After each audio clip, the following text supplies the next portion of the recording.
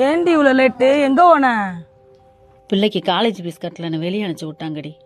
எனக்கு வாச்ச புருஷன் ஒழுங்கா இருந்தானா நான் ஏன்டி இப்படி கஷ்டப்படுறேன்? கிளி மாதிரி பொண்டாட்டி இருந்தாலும் குரங்கு மாதிரி வப்பாட்டி வேணும் பழமொழியே இருக்கு. ஆனால் போனவன் என் வாழ்க்கையில் ஒரு நல்ல காரியம் பண்ணிட்டு போயிட்டான்டி.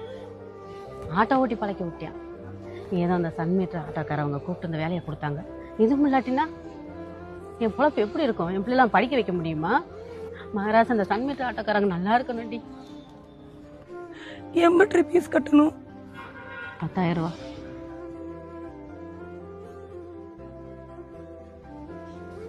இதை கேட்கணுமா?